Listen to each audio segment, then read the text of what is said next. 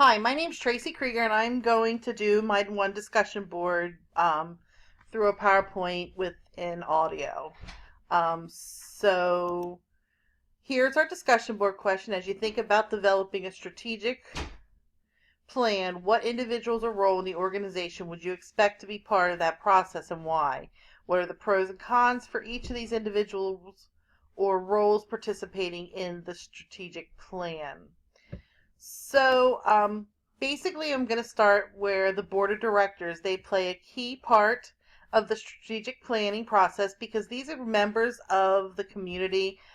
So they have a relationship with the community.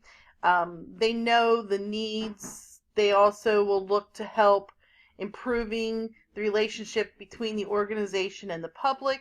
And then they also, one of the responsibilities that they have is to help monitor the choices of the leadership in the hospital, and also the quality of care being provided.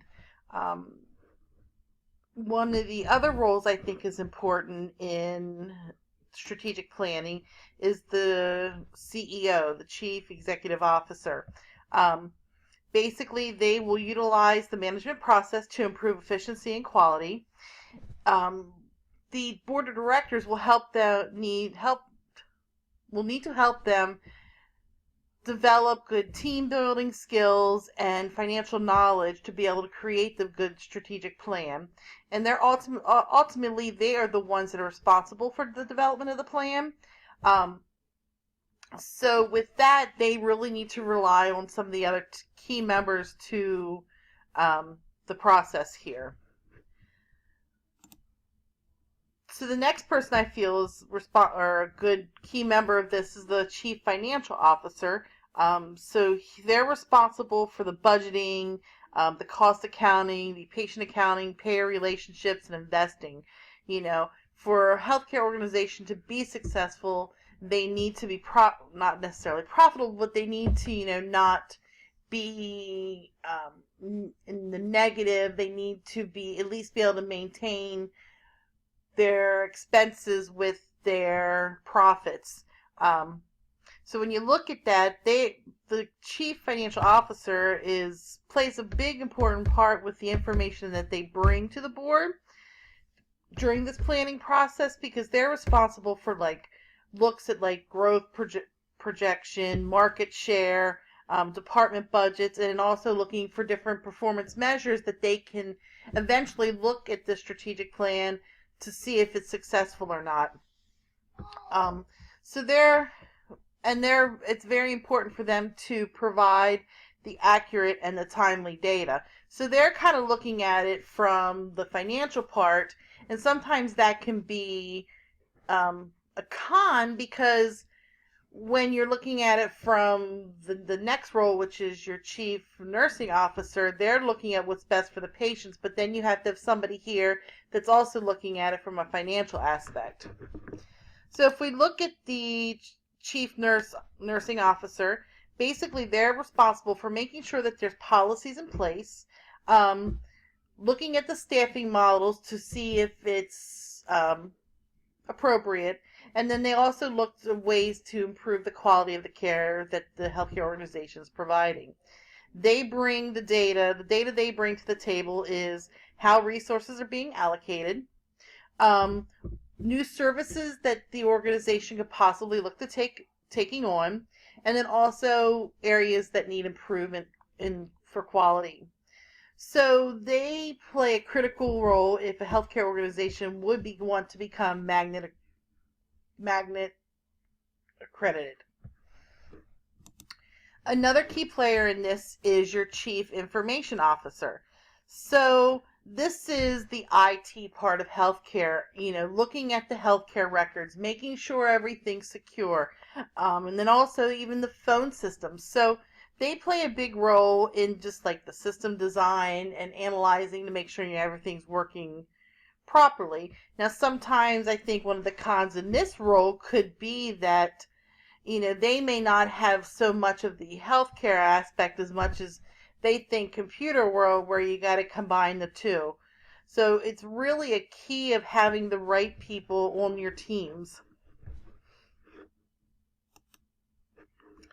So you also need senior marketing executive, because no matter how good your strategic plan is that you come up with, you need somebody to help promote it. Whether it be through the organization or through the community, there needs to be um, ways to persuade people that this is the way to go. Like with WellSpan and the Project One team that I'm on, we're implementing the new Epic healthcare system. There's so much going into the marketing of this because we need to have the employees be engaged in this. We need to have the community understand that it may be a little rough at the beginning, but it's also for better of them.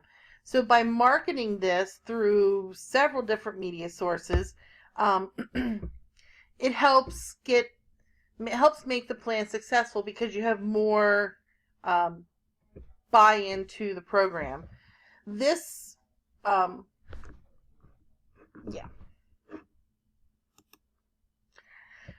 Sometimes during the strategic planning process, they'll bring consultants in. Consultants are usually somebody not within not within the organization, many times not even within the area. So they're actually really, really giving an outsider's opinion to see if it makes sense, because they can look at things objectively, unbiased. So if they're suggesting, oh, we need to do this, but this outside provider's thinking that really doesn't make sense, or they may even have experience through another company where they wanted to implement this. So consultants play an important role too, because they don't really have that tie to the community or the healthcare organization. One of the negative things about consultants is, of course, it's going to cost a little money to have consultants, and then also that they have a tendency to switch around and come and go. So a lot of times you may be mid-project on something and one of your consultants decides to leave. So they kind of that's one of the negative aspects of that. And then also with any implementation or quality improvement or anything, you really need to have physicians and the staff and all levels of staff, whether it be a nursing assistant or a case manager or a nurse, an RN. I think, because they're the people who have the hands-on knowledge of taking care of patients.